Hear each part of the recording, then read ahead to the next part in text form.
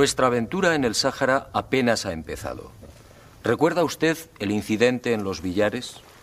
¿Recuerda aquella nave no humana y a los 3 seres que arrojaron esta pequeña piedra esférica a los pies del testigo? Pues bien, este es nuestro próximo objetivo.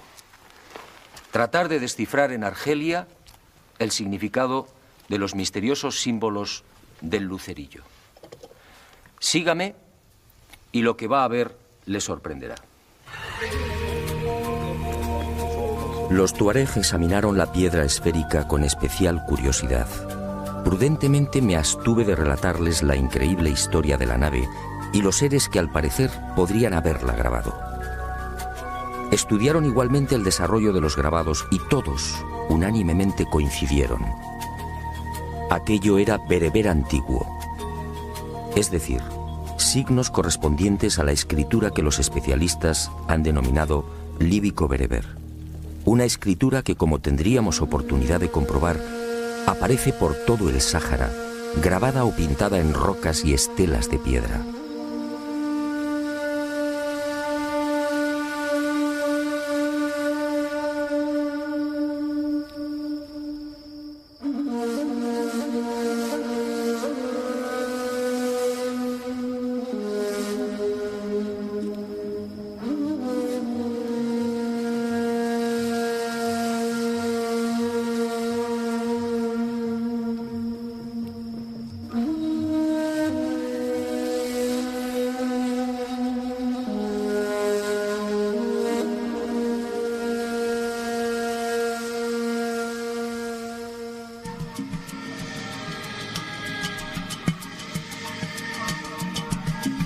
Una escritura que tiene su derivación en la lengua amazigh, actualmente hablada por unos 20 millones de personas en Marruecos, Argelia, Túnez, Níger, Mali, Burkina Faso, Mauritania, Libia y en el oasis de Siba, en Egipto.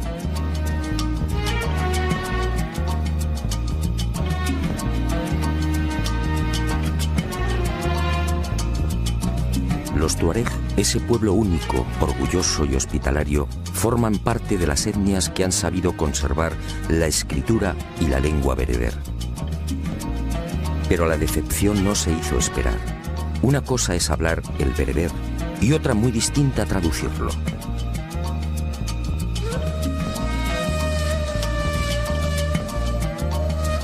En otras palabras, algunos de los grabados del lucerillo correspondían al bereber antiguo y los tuareg no supieron descifrarlo.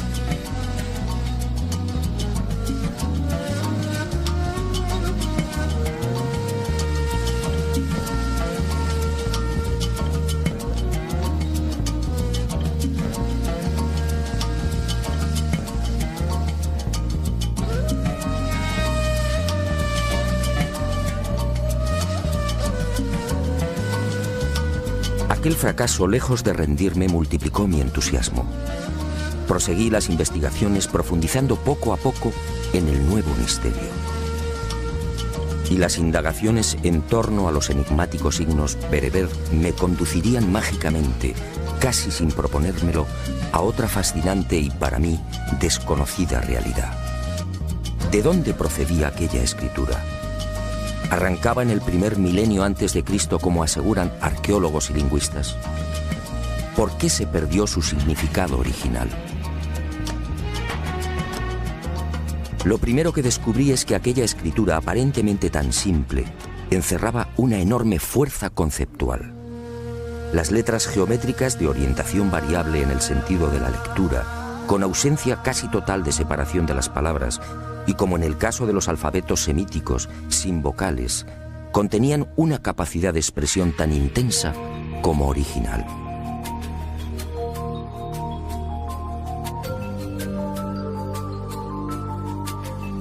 El bereber, además, puede leerse en cualquier sentido, de izquierda a derecha, de derecha a izquierda, de abajo a arriba y viceversa, o en espiral. Y las dudas siguieron atormentándome. ¿Quién había ideado una escritura tan perfecta? Y un inevitable pensamiento me acompañó desde entonces. ¿Por qué la nave de los billares lucía aquellos símbolos? ¿Símbolos bereber en una civilización del espacio? ¿Por qué la piedra lanzada por los seres presentaba unos grabados idénticos a los que adornan las rocas del Sáhara? ¿Por qué, en fin, se repetían en el anillo de plata los palos y ceros tan habituales en la escritura bereber?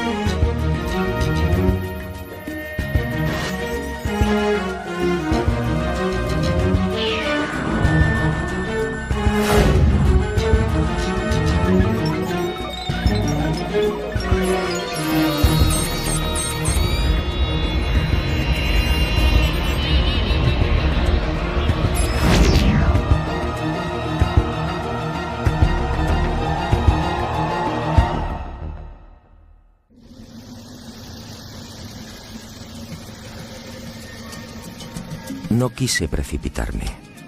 Al conversar con arqueólogos, historiadores y expertos en escritura bereber, comprendí que había cometido un error. No todos los especialistas están de acuerdo a la hora de establecer la procedencia y fecha de aparición del bereber antiguo. Unos lo hacen llegar del este, situando el nacimiento hacia el primer milenio antes de Cristo. Otros, en cambio, como Blanchet, Geseli y José Onrubia, sitúan el origen del proto-bereber en el propio Sáhara y entre el octavo y sexto milenios antes de nuestra era. Esta última teoría concede a la escritura bereber una extraordinaria antigüedad, entre 10.000 y 8.000 años, es decir, muy anterior a los textos escritos en Mesopotamia y en el Valle del Nilo.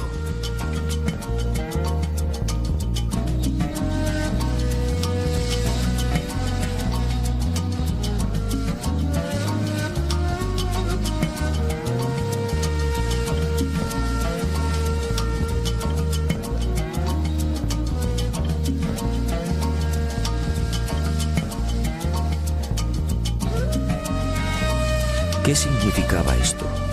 Muy simple. Si la escritura bereber tiene 10.000 años y si nació en el corazón del Sáhara, los científicos deberán cambiar la fecha de la historia. La escritura más antigua del mundo no se hallaría entonces en el Oriente, sino en África.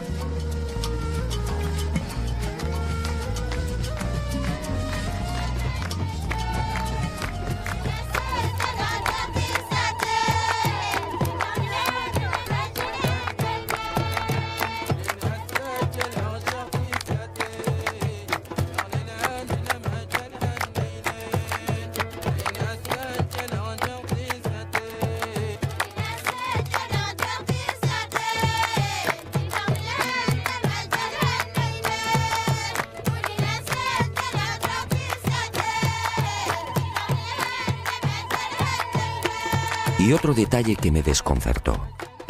Por más que indagué, nadie supo darme razón de los antecedentes lingüísticos del bereber. Como es lógico y natural, La mayor parte de las lenguas escritas experimenta siempre un proceso natural de evolución. De unos primeros y casi infantiles símbolos se va pasando a signos más concretos y simplificados que finalmente derivan en las letras que hoy conocemos. En este sentido existen numerosos modelos histórica y antropológicamente contrastados. No ocurre así con el bereber antiguo. Aunque algunos tratan de hacerlo derivar de la escritura, la verdad es que el problema está muy lejos de ser esclarecido. Científicos como Camps, Chabot, Springer, Honrubia, Gali, Basset, Galán y otros han sacado a la luz más de 1.200 inscripciones, todas ellas procedentes del Sáhara. En ninguna, sin embargo, se observa el menor vestigio de esa evolución natural. Y obviamente me pregunté, ¿apareció el bereber de repente? ¿De quién fue la idea? ¿Cómo es posible crear una escritura tan simple y certera, sin un proceso previo de maduración? Y lo más importante, ¿cómo explicar que una escritura tan elaborada terminara perdiendo su genuina significación? Los tuareg y los bereberes de la Kabila argelina, entre otros, llegan como mucho a leer algunos de los signos que integran el bereber, pero no saben traducir la totalidad de las inscripciones. Es como deletrear una frase en alemán. Conocemos el significado de cada letra, pero si no sabemos alemán, difícilmente acertaremos con la traducción. Conforme fui adentrándome en el desierto y conociendo en profundidad las características de la antigua escritura bereber, más seguro estuve de la extraordinaria antigüedad de aquellos misteriosos signos. Hoy existen técnicas científicas que pueden datar con razonable exactitud la fecha de ejecución de pinturas y grabados. El estudio de la pátina de estos últimos, los grabados, es uno de los caminos. Cuando el artista ataca una pared o una roca, al martillear o perforar, elimina la capa de óxido que cubre la piedra, dejando un surco blanco, idéntico al color original del soporte. En consecuencia, un grabado de tonalidad clara será siempre más reciente que uno con los surcos oscuros. A este primer sistema de datación indirecta, los científicos han ido incorporando otras técnicas cada vez más complejas y seguras.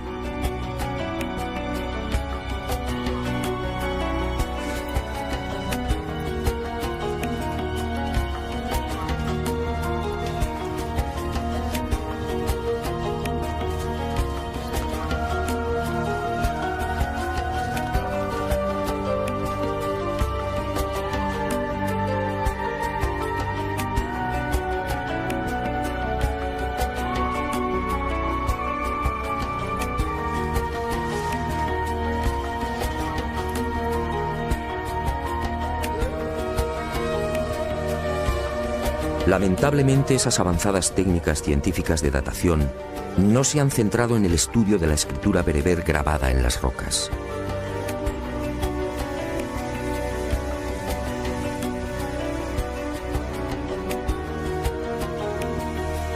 Los arqueólogos se han inclinado primero por el análisis de los grabados propiamente dichos, es decir, de los animales y de los hombres allí representados. Y digo lamentablemente porque, según pude verificar, muchos de los signos bereber asociados a estos grabados presentaban una pátina tan oscura como el resto de la obra. Es decir, como afirman algunos investigadores, la escritura bereber podría remontarse a unos 8.000 o 10.000 años.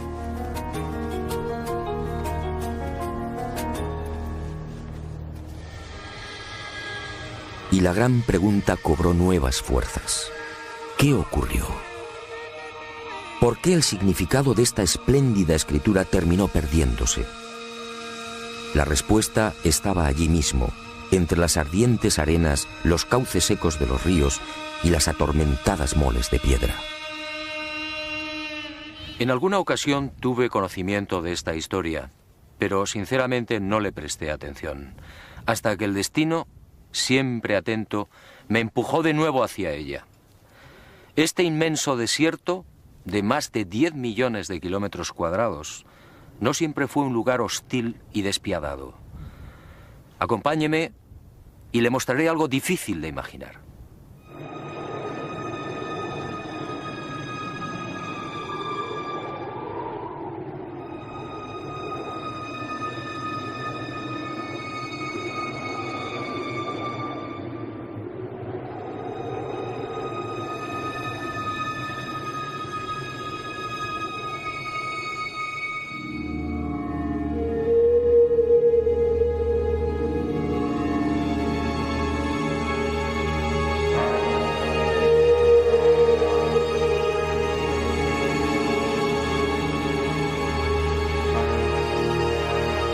Supongo que es lógico. El hombre del siglo XXI ha conocido el Sáhara tal y como es. Una región desolada, donde las precipitaciones anuales apenas rondan los 100 milímetros. Un inmenso horno en el que la vida pelea dramáticamente por sobrevivir. Una interminable y cansina sucesión de arenales y gigantes rocosos apenas coloreados por las fugaces sombras de hombres y animales.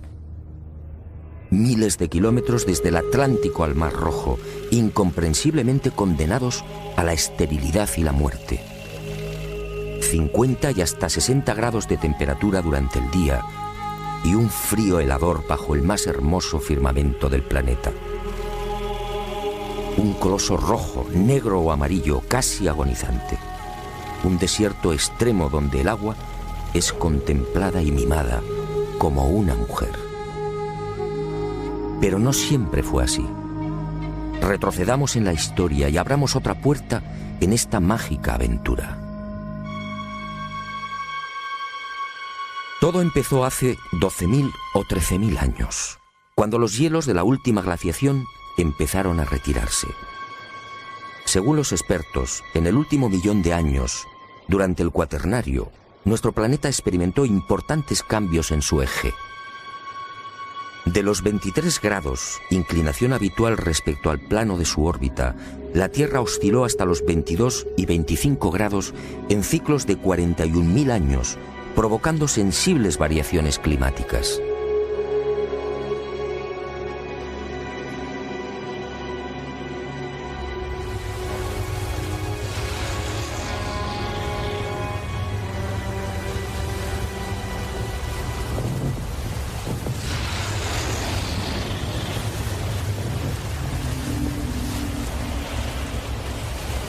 En ese millón de años, mientras el hombre aparecía y despertaba, nuestro mundo registró 4 grandes y demoledoras glaciaciones. La última cubrió buena parte de América del Norte y Europa, llegando a las puertas de Londres, París y Moscú. La península escandinava quedó cubierta por una capa de hielo de 2.400 metros de espesor. Y hacia el 13.000 antes de nuestra era, la glaciación retrocedió concediendo un respiro al mundo. Los hielos se fundieron y los océanos elevaron sus niveles en 120 metros, niveles que conservan en la actualidad.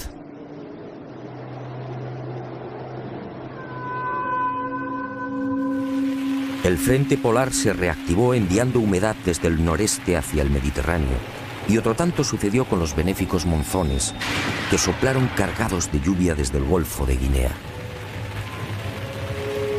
Y el Sáhara despertó a la vida. Las aguas freáticas ascendieron. Los lagos entre dunas se multiplicaron a millares. Los ríos rugieron de nuevo.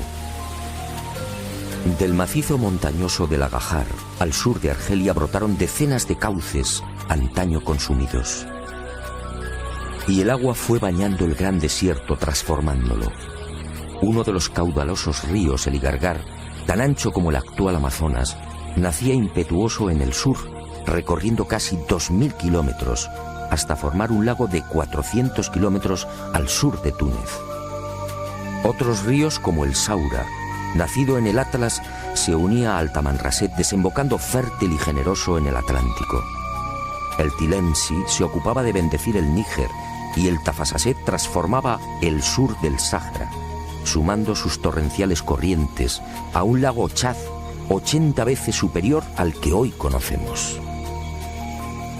Y la vida surgió imparable y lujuriosa. Arenales, montañas y wadis se despojaron del negro, del rojo y del amarillo, de la sed y del silencio, vistiendo el verde de la jungla, de la sabana y el azul de los interminables lagos. Fue una explosión vital, lo que los científicos llaman el Gran Húmedo, uno de los periodos más fértiles del viejo y cansado desierto. El Sáhara se convirtió así en algo que hoy cuesta trabajo imaginar, un auténtico paraíso. Y el lugar donde todavía nos encontrábamos recibió el nombre exacto: Tassili, meseta entre ríos. La nave Columbia y los satélites artificiales han proporcionado imágenes rotundas.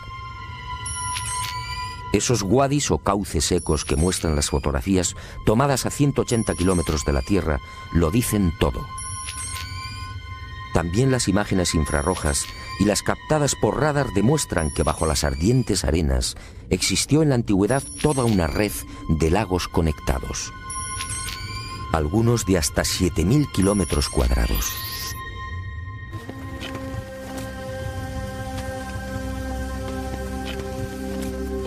Aquí mismo, en la reseca meseta de Tamrit, pudimos contemplar los heroicos restos de lo que sin duda fue uno de los bosques más impenetrables del planeta, los cipreses de Tassili. Gigantescos ejemplares de hasta 6 metros de circunferencia, hoy agonizantes, pero todavía altivos, recordándonos el antiguo esplendor de la zona. El propio Lot, en sus incursiones hasta el Ténere, una de las regiones más sofocantes del Sáhara, llegó a descubrir notables acumulaciones de huesos y espinas de pescados que podrían llenar varios carros y que constituyeron parte importante de la dieta de los antiguos pobladores. ¿Y qué decir de los grandes morteros de piedra de una sola pieza descubiertos en todo el Sáhara? Prueba evidente de que el cereal cubría grandes extensiones.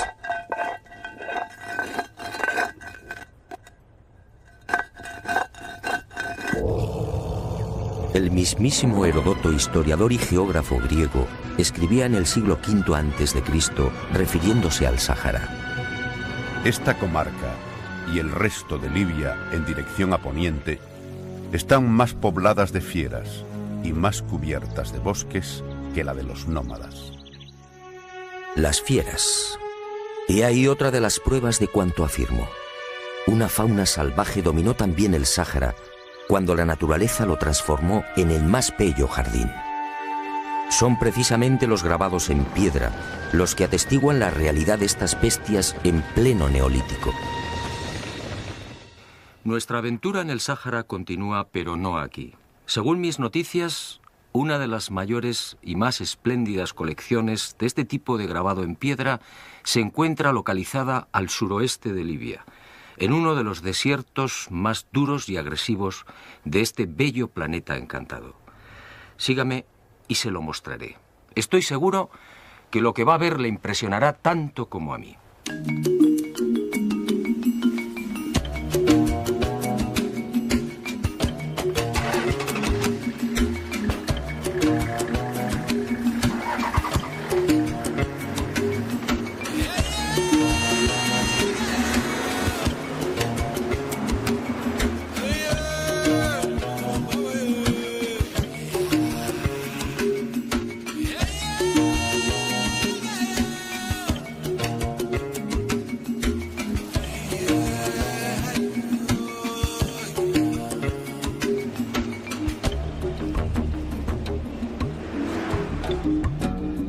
Nuestro siguiente objetivo nos llevó esta vez a Trípoli.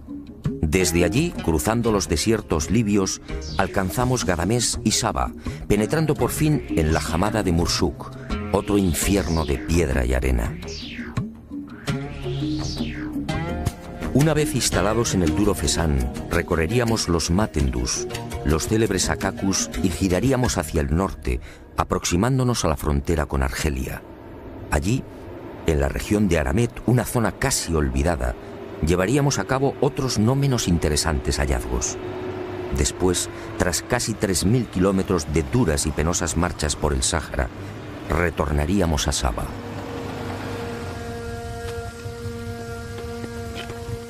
Nuestras informaciones no estaban equivocadas. Al alcanzar los Matendús quedamos sobrecogidos.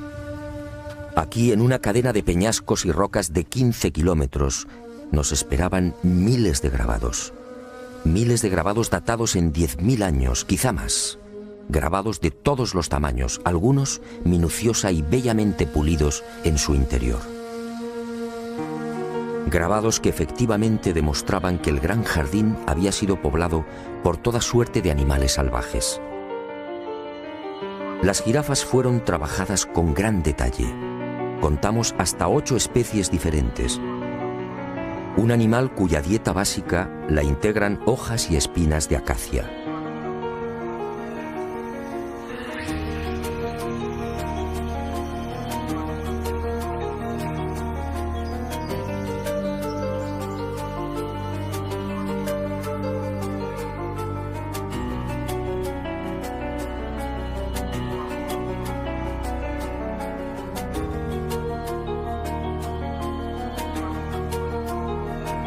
Y otra prueba más de la realidad de ese paraíso, el rinoceronte.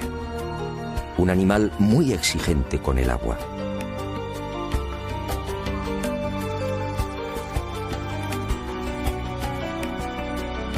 Rinocerontes con cuernos de 1,5 metros de longitud y cabezas de 80 centímetros. Características propias del temido rinoceronte blanco africano. Así lo vieron los hombres del Neolítico y así lo grabaron.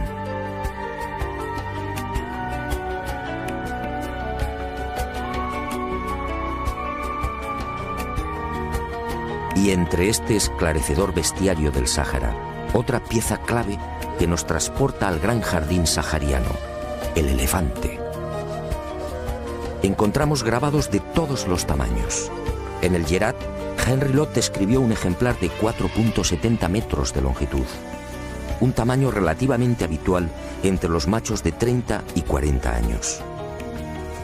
Y otro rasgo que pone de manifiesto la capacidad de observación de los habitantes del jardín y su gran preocupación por la fidelidad. En algunos grabados los elefantes aparecen con la cola doblada en ángulo recto, una actitud adoptada por las hembras antes del apareamiento.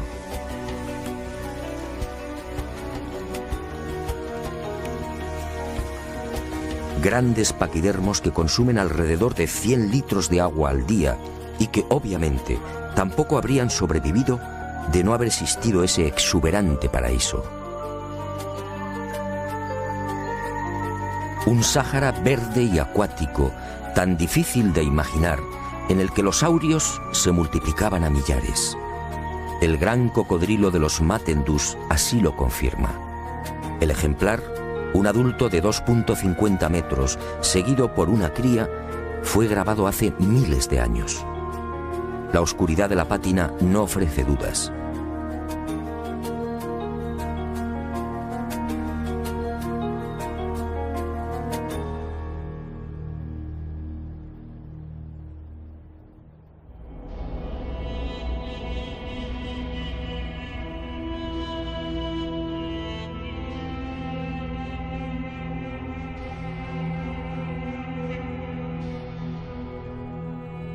La fidelidad en el trazado, una vez más, es contundente.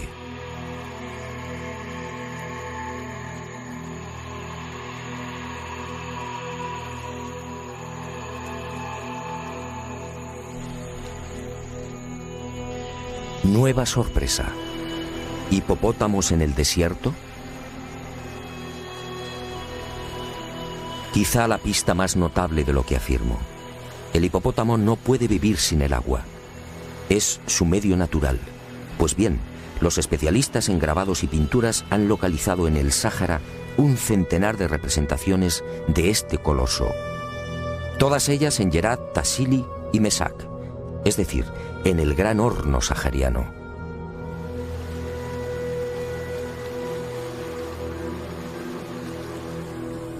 En este macizo de Mesac, donde nos encontramos, han sido contabilizados 60 grabados, y todos con una pátina oscura, señal inequívoca de una gran antigüedad.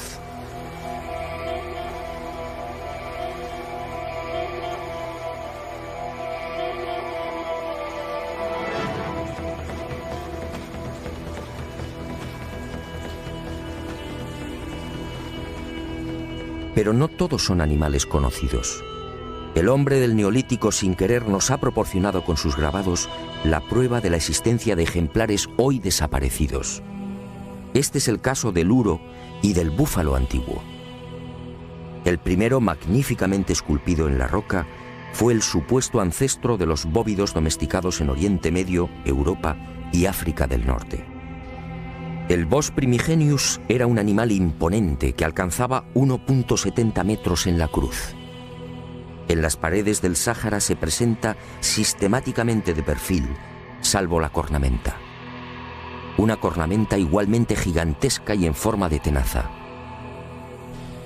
Algo que coincide con las modernas excavaciones arqueológicas y los testimonios escritos sobre el último uro registrado en Polonia en 1625. En cuanto al búfalo antiguo, los grabados descubiertos en el Atlas Tassili y Mesac resultan igualmente providenciales.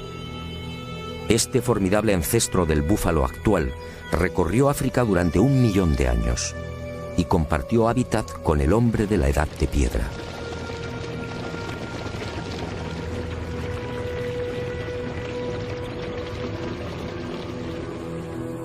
Sus grandes dimensiones, con cornamentas de más de 3 metros de envergadura, debieron impresionar a los habitantes del jardín sahariano.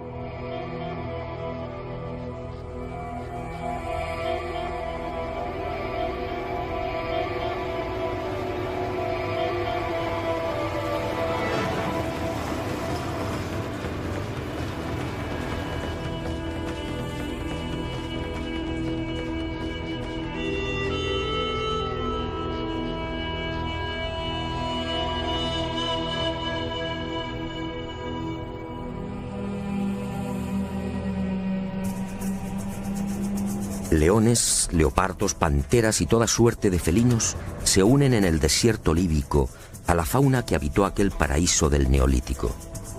Felinos al ataque. Avestruces esbeltas.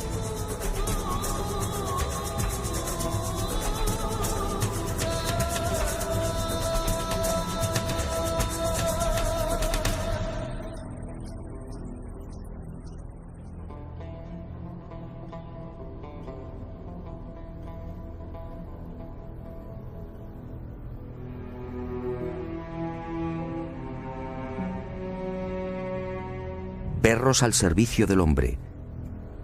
Decenas de antílopes, algunos casi extinguidos como el órice, la gacela de Waller y el antílope búbalo. Muflones de cuernos anillados y largas crines en cuello y pecho, hoy desterrados a las solitarias cumbres y mesetas del Tassili. Y por fin decenas y decenas de vacas. Otro animal que nos conduce indefectiblemente a la abundancia de pastos, a un clima benigno y a la presencia de ríos y lagos.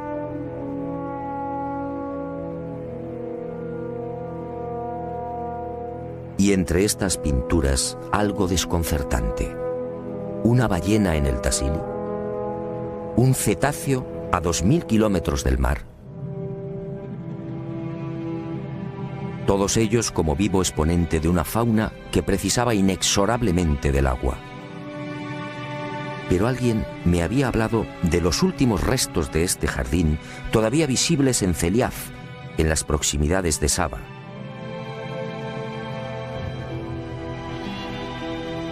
Y hacia allí nos dirigimos. Fue sin duda la etapa más gratificante de nuestra estancia en el Sáhara. Si tratar de imaginar el desierto como un floreciente jardín no es tarea sencilla, la visión de aquellos 21 lagos perdidos y sujetos entre un océano de dunas no resultaba tampoco un ejercicio cómodo. costaba acostumbrarse a la realidad de aquellas aguas, en su mayoría saladas, alimentadas por misteriosos manantiales subterráneos. Aguas verdes, azules y transparentes en el corazón de la desolación. Lagos como el Mafu, Gabrón, Ouan al Mar o Ruiz, de 70 y 80 metros de profundidad, que albergan la reliquia de lo que fue una vida pujante, quisquillas y pequeños peces tropicales.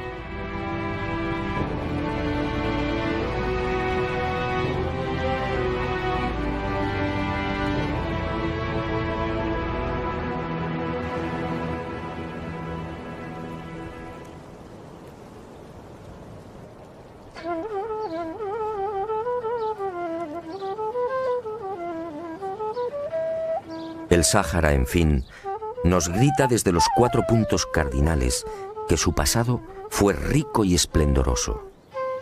Hasta el áspid de Cleopatra, la serpiente de los encantadores, nos recuerda aquel tiempo benéfico.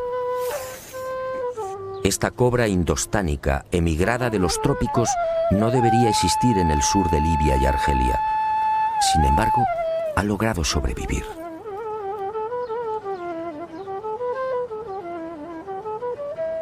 Es otra prueba de la existencia de aquel paraíso.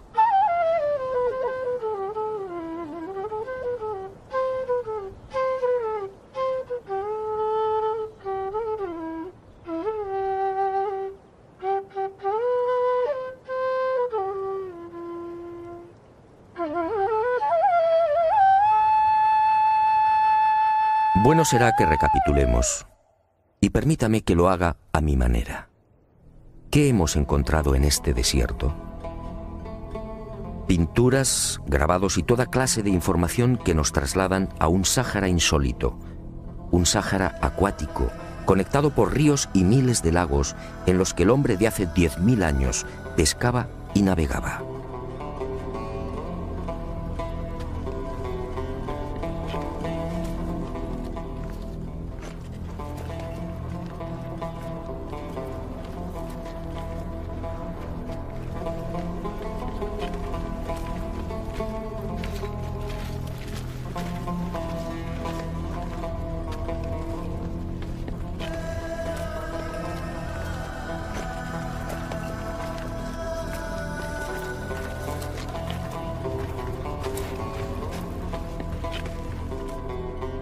Hemos hallado la imagen de un barco de 3 palos en una colina de 600 metros de altitud, Zinquicrá, en mitad del hoy abrasador desierto de Yerma, en Libia.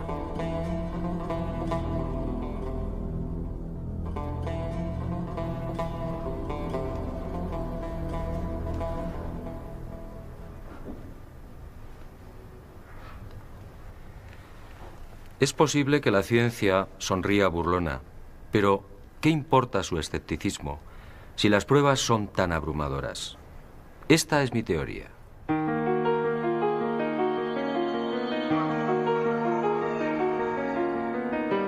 En pleno Gran Húmedo, hacia el 9000 antes del presente, una o varias civilizaciones no humanas tomaron el centro del jardín en el corazón del Sáhara como base de operaciones y prendieron la mecha de una nueva humanidad. Escafandras, antenas, trajes hinchados, botas y guantes son testimonios demoledores para quien conserva la mente abierta. Es más que probable que fueran tomados por dioses. ¿Qué otra cosa podían pensar aquellos recolectores y cazadores cuya industria se centraba en el sílex y en las hachas de piedra?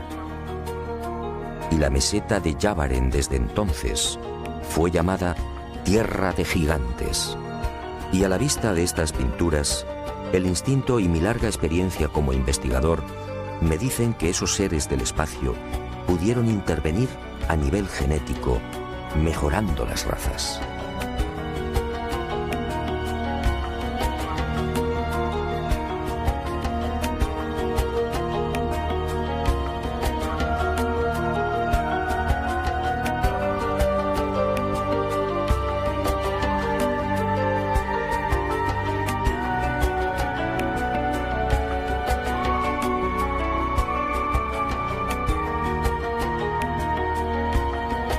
Pero sus planes, quién sabe, fueron más allá.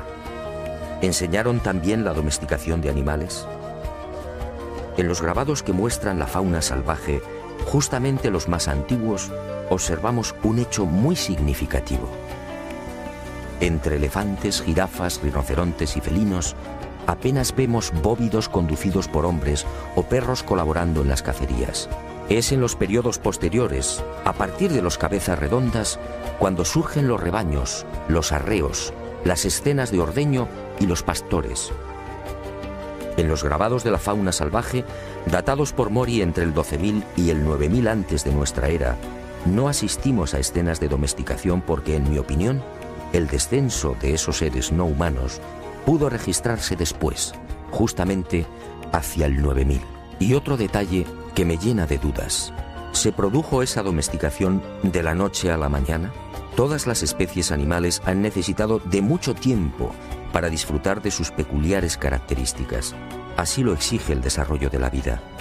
Y me pregunto, ¿cómo se las ingenió el hombre del Neolítico para modificar lo que la evolución había ido fijando en cientos de miles de años? ¿Cómo explicar que los bóvidos perdieran su natural agresividad? ¿Cómo lograr que algunas aves se vieran desprovistas casi de un día para otro de su capacidad para volar? La respuesta solo puede ser una. Quizá esos seres no humanos manipularon genéticamente las especies que estimaron más provechosas para el hombre. Pero los experimentos, muchos de ellos fallidos, pudieron abarcar a otros animales. Esto explicaría la presencia en las pinturas de bestias desconocidas y seres que la arqueología califica de mitológicos.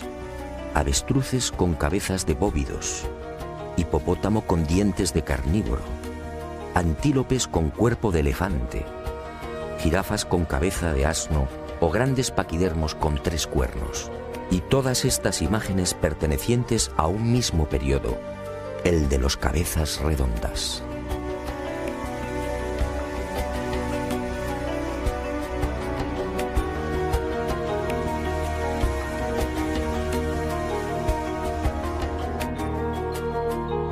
Y encontramos también vestimentas y tocados imposibles. Imposibles para un neolítico hace 9000 años, en el que no se conocía aún el arte del hilado. Pinturas y grabados en los que las mujeres lucen vestidos transparentes, capas bordadas y teñidas en múltiples y vivos colores y un calzado impropio de la época. ¿De dónde surgió este ropaje? ¿Quién lo fabricó?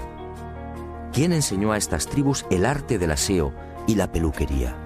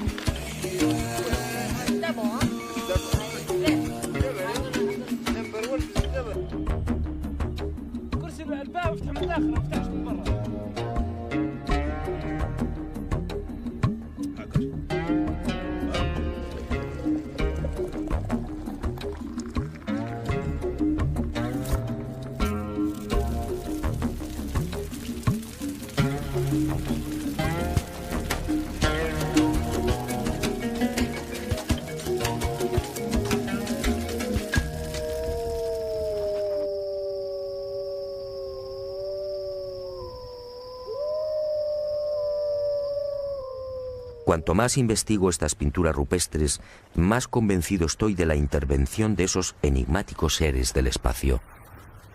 Fueron ellos los que sin duda dieron el primer aliento civilizador a unas gentes casi desnudas, sin norte y con una precaria conciencia de sí mismos.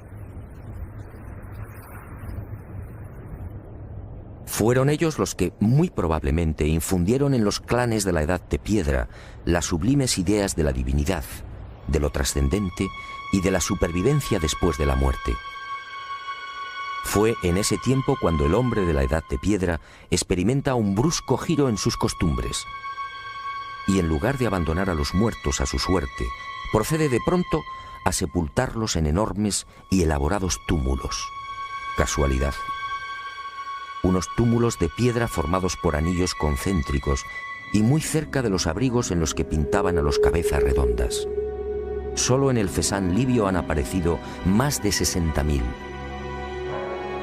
¿Por qué esa estructura tan parecida a las de las naves de los gigantes? ¿Otra casualidad? ¿Fue un recuerdo o un homenaje a los dioses instructores? ¿Pensó el hombre primitivo que así, enterrando a sus muertos en una tumba con forma de nave, tendría más fácil el acceso a los cielos? Después de todo, ¿qué eran aquellos prodigiosos carros de fuego? ¿No eran unos objetos que procedían de las estrellas?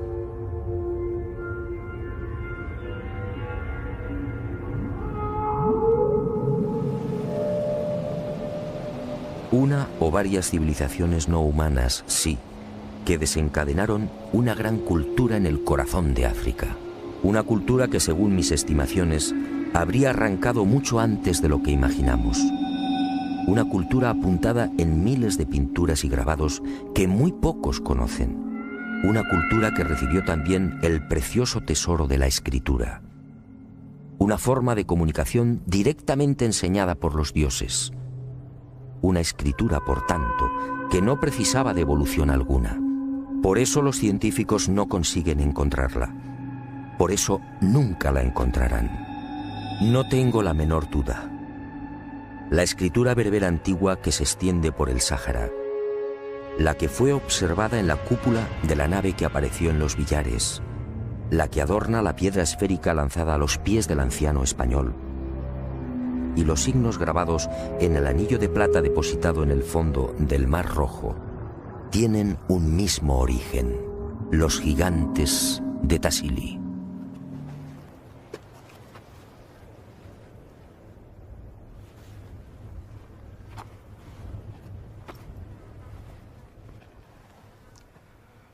El rompecabezas, como ve, empieza a tomar forma, pero quedan algunas incógnitas por despejar.